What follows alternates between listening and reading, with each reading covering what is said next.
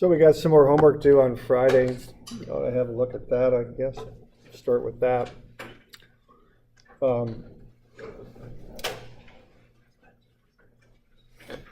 So we got three of them, 264, 263, and 271.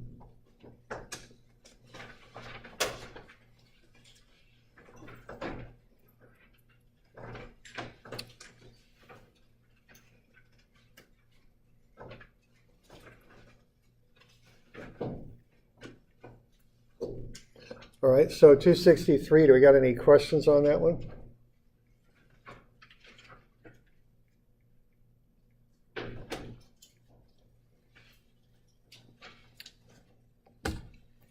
All right with that.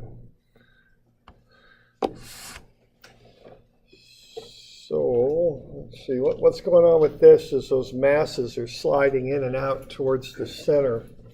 Or actually, they're sliding out away from the center, I guess I should say. So they're not causing any angular impulse. They're not causing a moment about the center. So what you're going to do on this thing is you're going to take, basically reference that axis. It's kind of like you're looking down at it. And what you've got then are these masses on the armature. I mean, that's basically what we got going on here. So it's like you're looking down at them. And what they're doing is they're spinning. So you're looking down at that central axis right about there. Okay.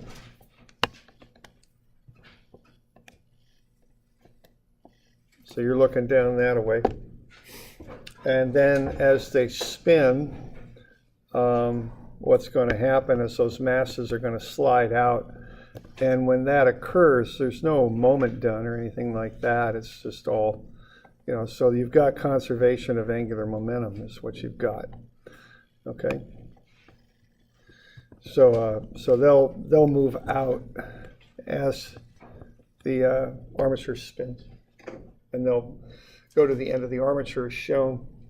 So what you do, you just set up an angular momentum equation. Okay, that's going to zero out because they're moving in and out towards the center. So there's no moment done, nor is any moment applied about this thing. It's just spinning about that central axis. Okay. All right. So what you're going to do there, and this is set up an equation like that. Now the thing with this one is that you've got the initial conditions easy enough. Now you're given the angular speed, 40 RPM. Okay, so be careful of that, all right? So you got 40 RPM. And what that is 4.189 radians per second, okay? So that's what that is. Now that's the unit you've got to put into the into any sort of dynamics equation that we use. Okay, we always base our stuff on just fundamental equations, so that's what we put in there. Is the 0.15 meters? That's the distance from the central axis. Right. Okay, one of those should be a 0.21. No, I think what I've got here is one term. So what's going on here is we've got D. That's the offset distance from the center. Yeah, I'll get to that here in just a second. Okay. And then we got M, thanks. And then what we got here is V. Okay, now what V equals is R, R theta dot, basically. I thought we were grouping it into the... Because last time we did the 2 times. Yeah, we can't do that on this one because we've got different V's. Yeah. Because what's going to happen with this thing is the fact that the weights, or the masses, whatever you want to call them, are a different distance from the center, means that there is not one velocity. So you can't just use a V in here, at least as an unknown. We'll get to that in a minute. But what we're given here is the angular velocity. So what we want to do is use V in this angular momentum equation, V1. And what that is R theta dot. So what R is is the distance from the center to the mass, and theta dot is right there. Okay, so notice, so that's how that's being put together. I'm combining the offset distance and the angular speed together to get the linear speed v. And even though it's angular momentum, what goes into that equation is linear speed. Okay.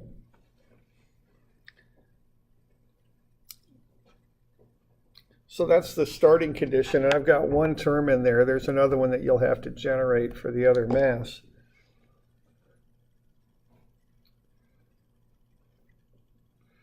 Now, on the other side, what you've got are two terms, one for each mass. There's nothing super tricky about this. You just add the terms together, one for each mass. You can't use like a 2 and multiply it through like we did last time, because the masses have different offsets. And if they have different offsets, they'll have different speeds, different v's. The commonality here on the right-hand side of the equation is they have one angular speed. Okay, the armature is spinning at some one particular angular speed. The way we account for the different velocities of the two masses is we plug in the offset distances, r theta dot. We plug in the r's. And that allows us to have two masses with two different v's, but only have one unknown, which is theta dot. Okay. You okay with what I'm saying there? And that's how I'd handle that one. Okay.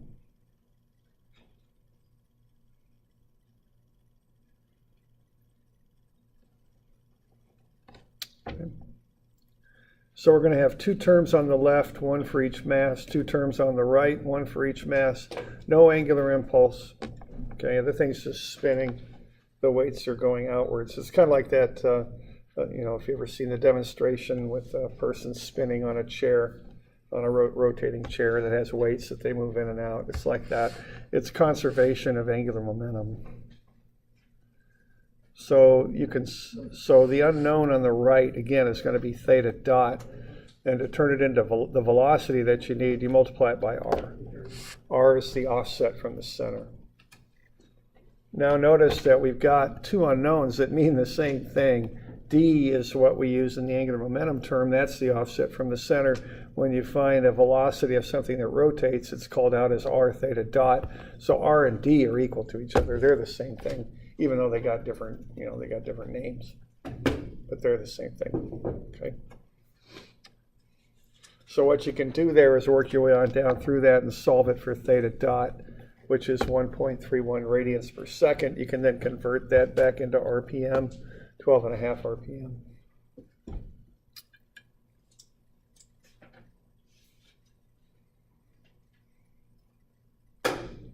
So y'all okay with that one? Any questions on that bit?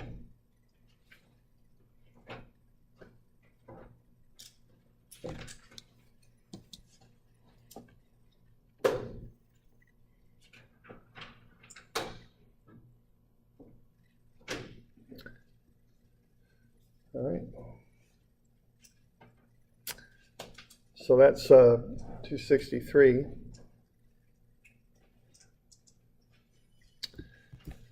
Now 264 is a wrecking ball going through a wall there.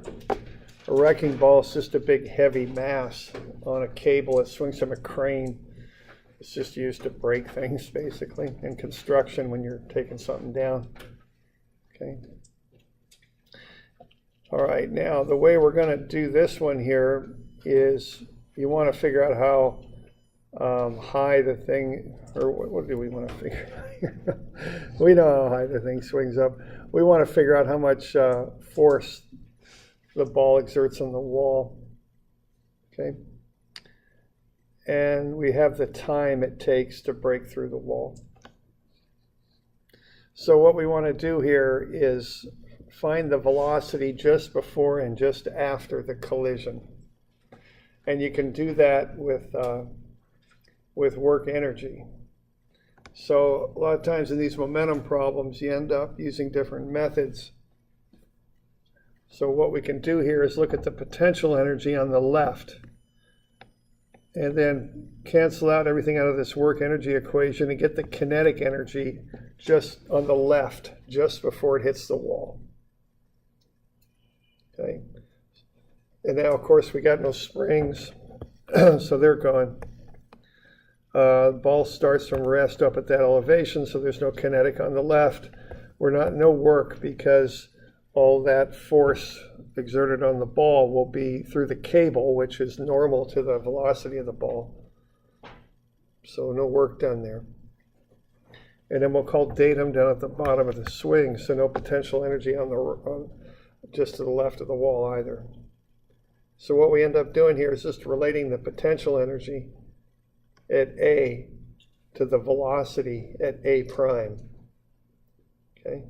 And A prime is just before the ball strikes the wall. Okay? So you can work down there and get VA prime. It's 9.08 meters per second. So if you hold that ball up on the cable 4.2 meters high, let it swing through, it'll have a velocity of 9.0 meters per second by the time it gets down to that position shown. Okay.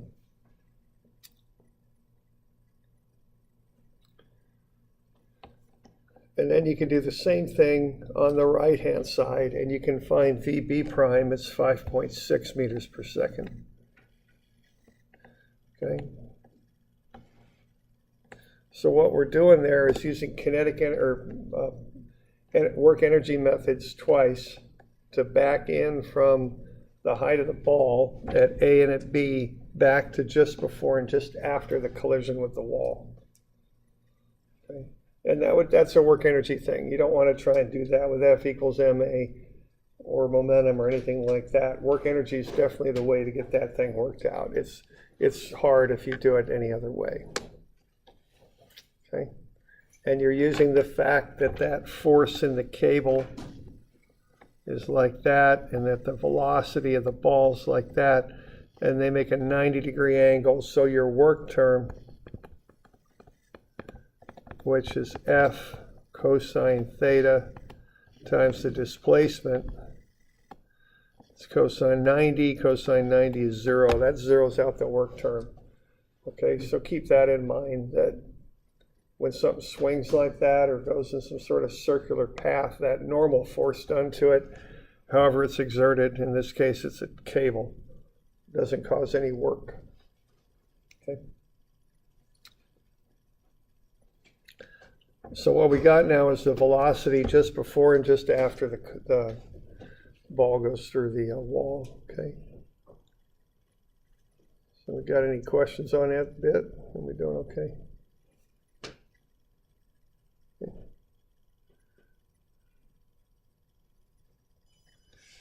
All right. All right, then I would do momentum. I would go with angular momentum. Actually, you don't have to on this. It's a very short swing through the wall. You essentially can treat it like it's a linear, but I just went ahead and did it angular because it is swinging. So what you got is dmv just before the collision, 5.3 meters, 800 kilograms, 9.08 meters per second. So there's dm and v. And then you got dm and v after the collision, 5.3 meters, 800 kilograms, 5.6 meters per second.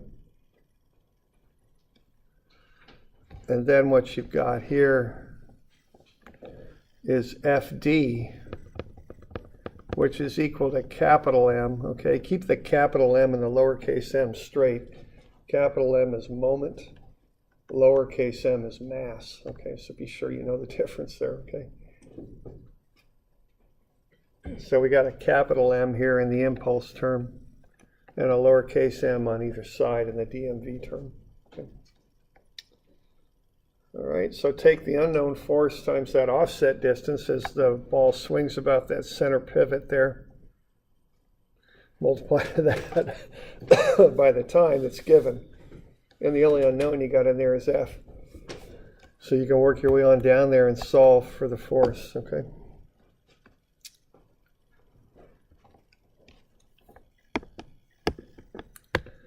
So this is a little bit like the example we did in class where we combine methods. We throw some work energy into this, and we throw some momentum at it, and we can get that worked out what that force is. Okay. Now notice that 5.3 meters shows up in every term. It is angular momentum, so I treat it that way. But that 5.3 could be canceled out of every term. You could just make it linear because you're just doing a real short swing through the wall. It doesn't hardly curve at all, so you can kind of ignore that. Okay. Treat it like a straight line. Okay.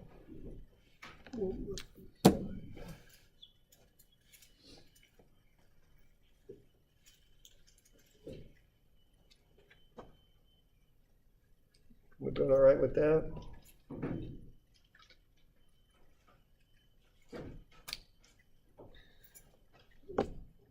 Yeah, question?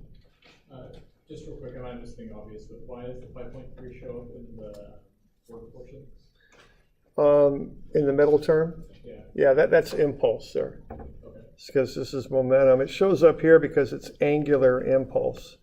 And you're doing a moment. Whenever I get a question, I'll answer it. Even you already know, but just because if you got a question, probably 10 other people do too. So I'll go ahead and answer it. But what we got here is moment is what goes into that, and moment is equal to the force which we want times some moment arm, which in this case is the length of the cable as the thing rotates about that upper pivot. Okay. Yeah. Okay. Other questions? Doing all right?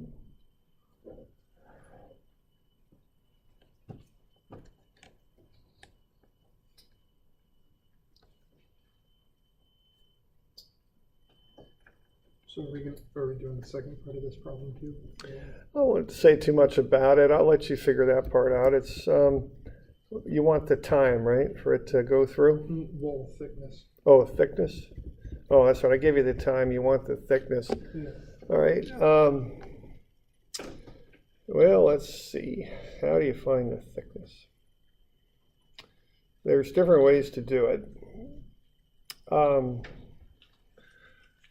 right. So why don't we turn this into a little bit of an exercise of how we figure out how to do something. Let's see.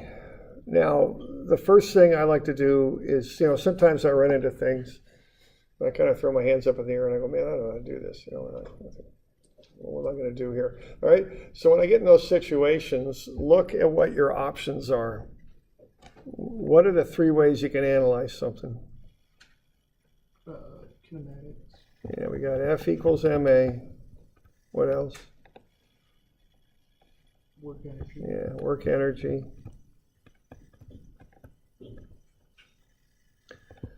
And then, momentum impulse, right?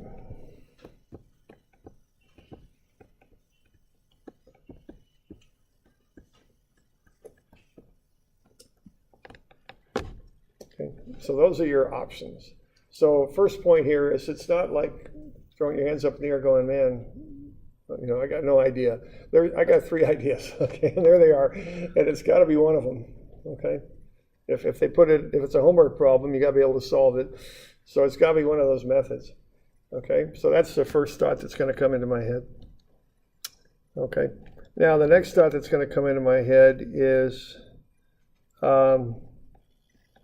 thickness of the wall. Well, what variable is that? Probably Yeah, think in terms of this stuff, okay? Yeah. What is it? Distance maybe work. Okay, it's distance, right? You all with me there? I mean, and play the game here a little bit. They're giving you a homework assignment. You got to be able to solve the dang thing, and you got to use the variables you're given. So thickness of the wall, that's a distance, okay? So, all right. Now what you do with this is you find acceleration, right? And then you use kinematics to find other stuff. I mean, that's generally what you do with this, right?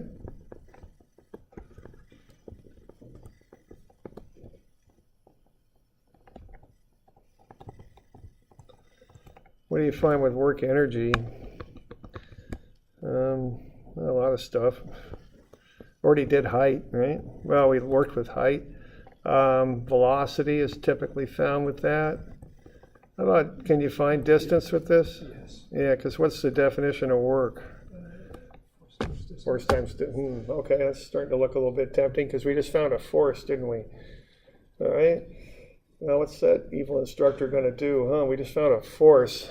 Here's the next step on the chain, isn't it? Mm-hmm. That's often how homework problems work, isn't it? You kind of take one step down the path, each thing.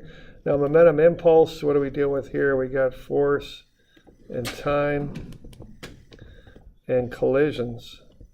Maybe collisions, that might be helpful, but we're kind of looking for a distance, all right? Plus you got that time element in there. I don't know. So this is kind of, kind of what I'm saying here is narrow it down from infinity. It's kind of like what I was saying with the kinematic methods. There's 3 equations. It's got to be one of them. It just has to be. So start thinking in those terms. Just don't kind of look up in the air and look at the headlights and freeze. I mean, look at it. And there's so many options and start exploring them. That's something I'd encourage you to do on these things. Now, what I'm noticing that's kind of interesting is what? Work is force times distance, isn't it? Mm-hmm. And we just found a force, didn't we? And we found velocities on the other side. So, yeah, we'll just leave it there. But use your imagination a little bit on that and see what you can do with that, okay? The other thing is, talk to each other, too. That's another thing. A lot of you might be from OSU, but if you are from LBCC, next year, what's going to happen to all the instructor support that you get here? It's going to become a lot less. It's not entirely gone, but you're going to have to make appointments for office hours.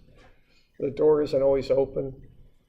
The instructors there are often primarily paid to do research is really what they're paid to do. I mean, they're supposed to bring money into the school by doing research. And that's a reality you're going to have to deal with over there, okay? Now, it's fine. Our students do fine over there, but the culture is different. Where you're going next year, and you want to start thinking about ways to adapt to that, And the one way to adapt to it is to find people to have a study group with. And find some smart people, okay? Seriously, not just your pals. Find people that are smart. They're the best study partners from my experience. The other thing is people that show up, people that aren't all wrapped up in whatever happens to be.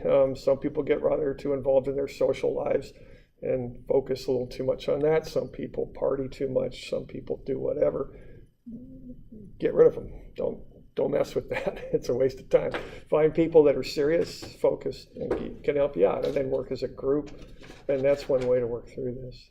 You can talk to instructors, and there's great instructors over there, but they're just a little harder to get to maybe than they are here. Do you know the answer to the distance? No, wasn't able to figure it out. I'm relying on you guys to figure that one out. Okay. All right. Okay. So that's just something to be thinking about for next year. Okay. Find a good study group.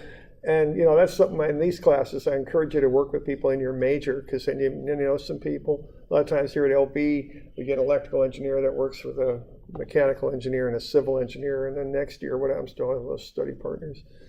They're gone. Okay, so think about that a little bit. Okay. All right, so are we okay with that?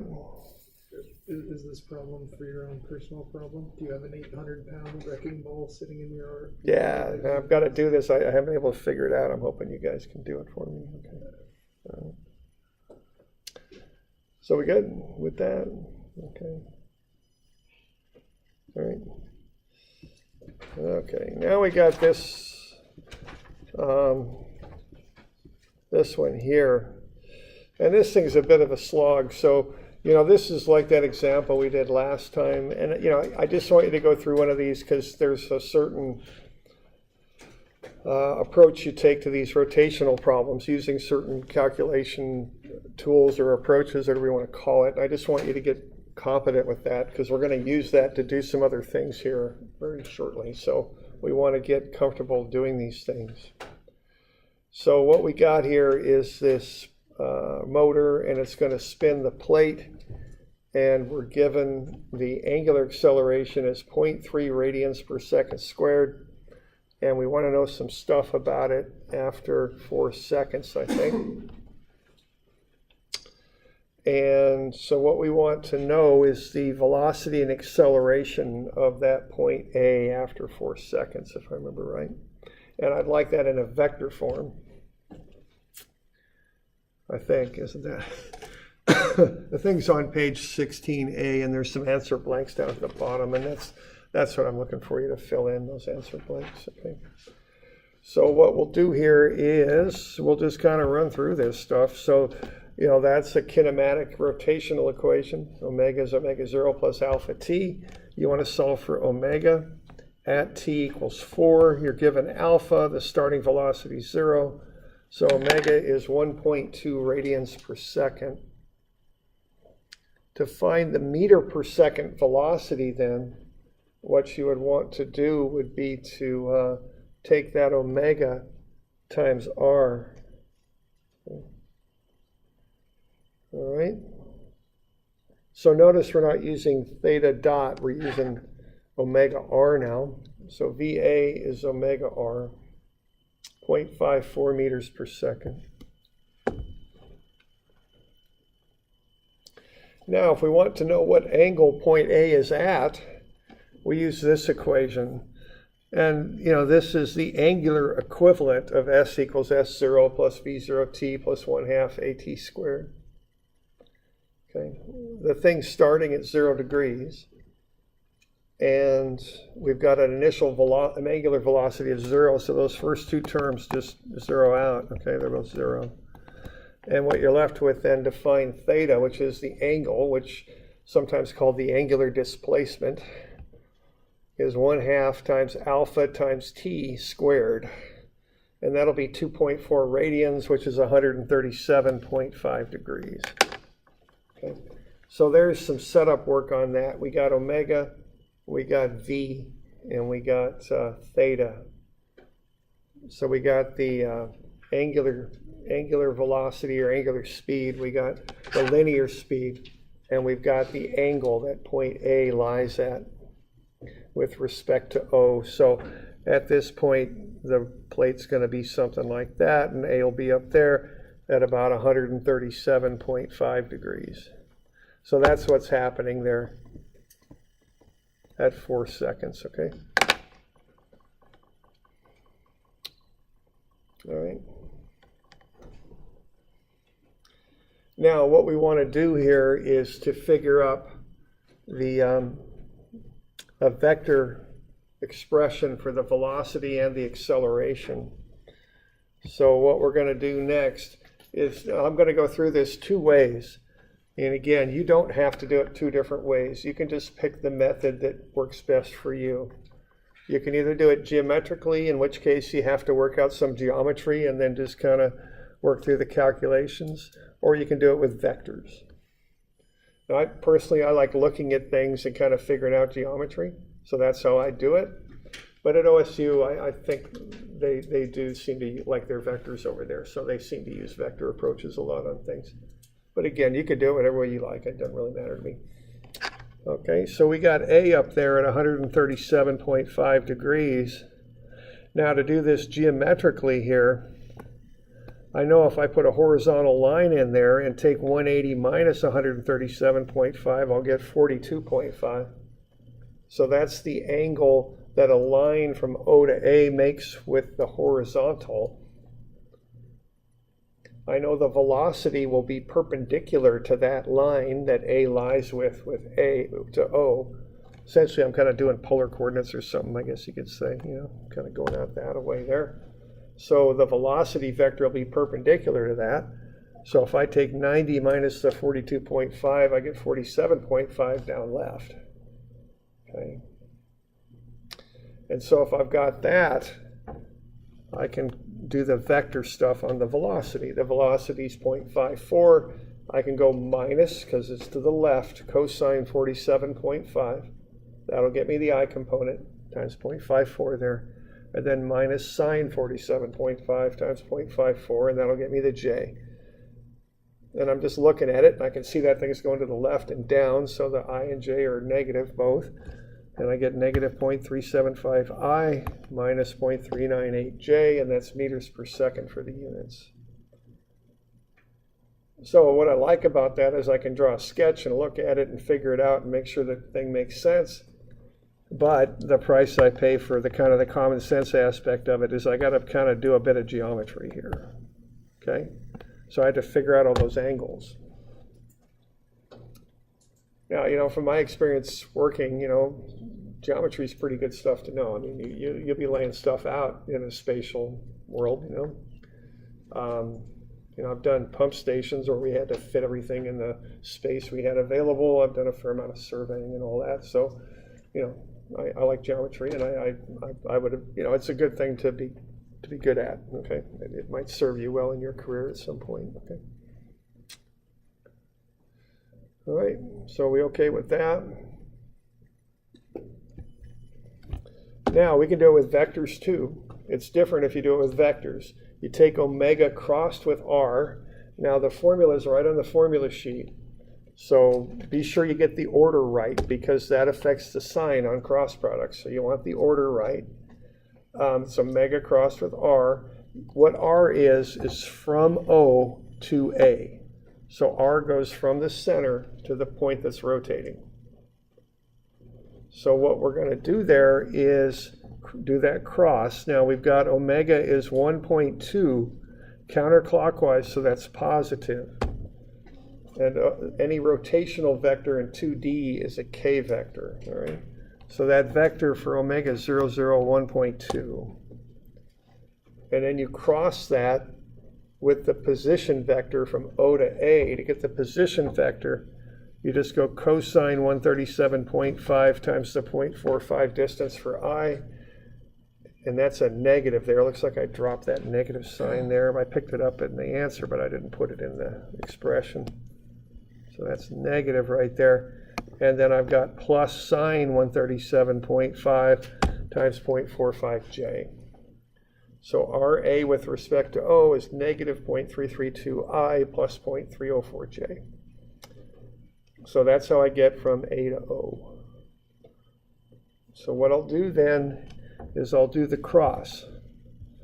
Now, if you're doing the homework and you can't remember how to do on the cross, or if you're on a test and you can't remember how to do the cross, because I think you did do this if you've taken math 254, I think it is. You did it in statics. You might have done it in physics too. But if you, for some reason you blank out and can't remember the cross, the formula is right on the back, okay, of the formula sheet, so no worries there. But as I've mentioned, I do it a certain way. I cross out the first column, first row, and cross what's left. So 0 times 0 minus 1.2 times 0.304. That's the I component. You got to remember to subtract off the j component. That's part of the formula to put that negative in there. So cross out the middle column, top row, 0 times 0 minus 1.2 times negative 0.332, plus there's a negative sign out in front right there. That's the j. And then the k here, what you got to do with that is cross off the last column, top row, cross what's left. It's always 0 on these 2D ones, so you really don't even have to worry about that. The k component is always 0. Okay. So there's the velocity vector with a cross product. Y'all okay with that? Any questions on that? So omega crossed with r, that order, r goes from O to A, the point about which it rotates to the point that's rotating. Okay, so that's how that goes.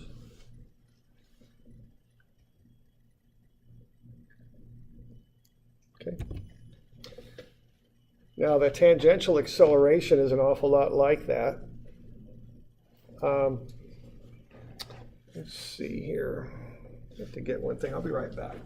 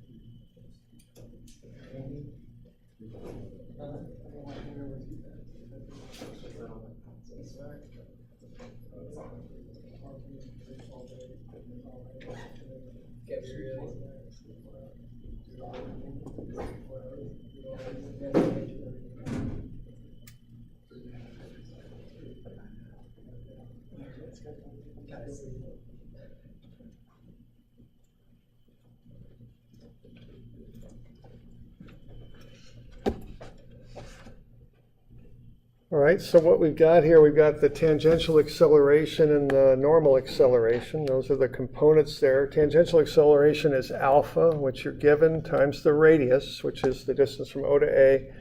So that's 0.135 meters per second squared. And then the normal is v squared over r. You've got v squared and r. So you can get that. Now the tangential and normal accelerations are at right angles to one another.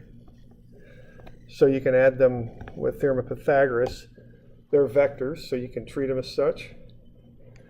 Square root of sum of the squares is 0.662 meters per second squared. So that's the total acceleration right now. Okay.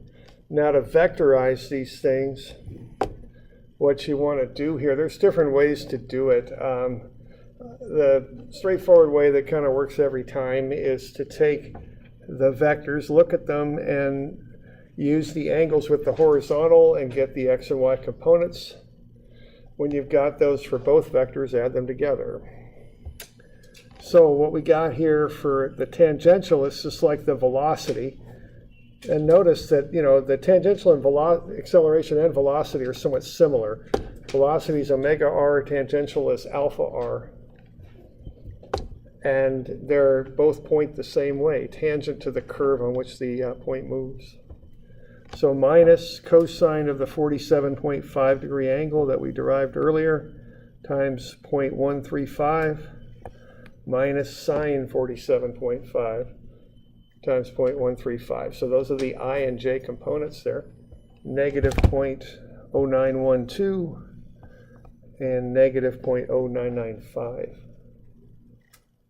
Okay.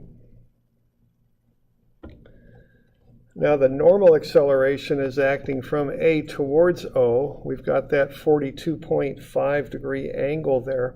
That's 180 minus the 137.5. So that's going down right.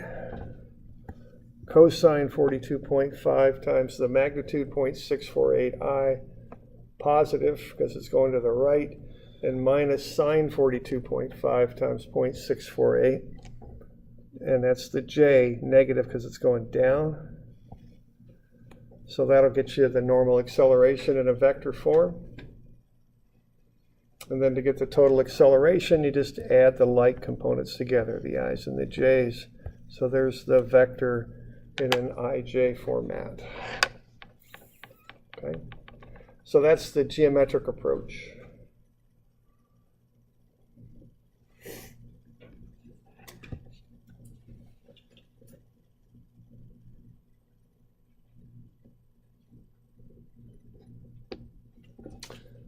All right.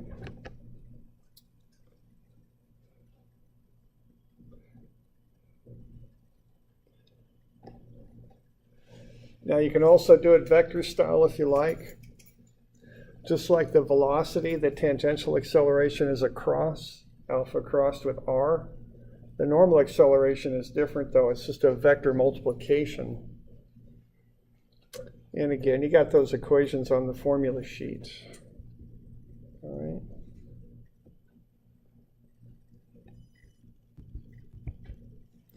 So if you want the tangential acceleration, you take alpha and you cross it with r. It's just like what we did before with the velocity. It's the same idea. So ijk across the top, 0.3 for the alpha vector. So the alpha comes first. Okay, so that's 0.3 is given as alpha. It's counterclockwise, so it's a positive 0.3. And then you've got r a with respect to O, so that's going from O to A, up left. So negative x, positive y. Do the cross, and you get the tangential vector.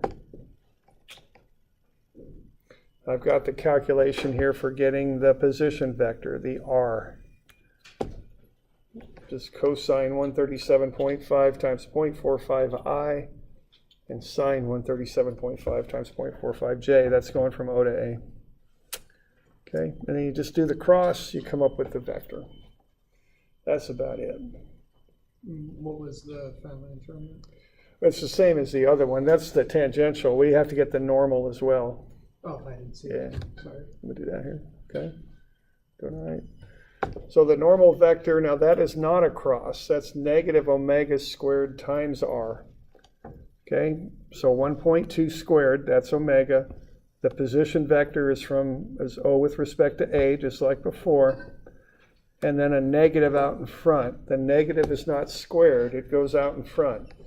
The function of the negative is to take your O with respect to A and turn it around. Or excuse me, is to take A with respect to O and turn it around so that it becomes O with respect to A. So what you want to do with that vector is come back that way. Okay, that's why you have a negative in there. It turns things around is what it does. Okay, so it'll get you this now, going that way.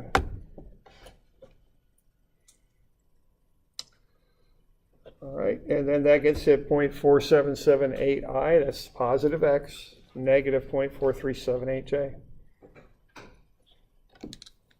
And again, you just add up the vectors to get the total. Whoops, there we go.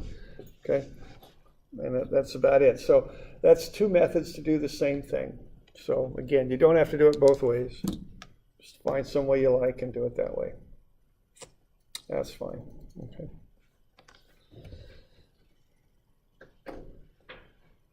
Got any questions on that? You doing all right? Okay. So you just add the two together just like before, get the total. All right, and this is kind of this is something that we'll use in the next, here pretty soon when we're doing relative velocity and relative acceleration on linkages and things like that. Okay.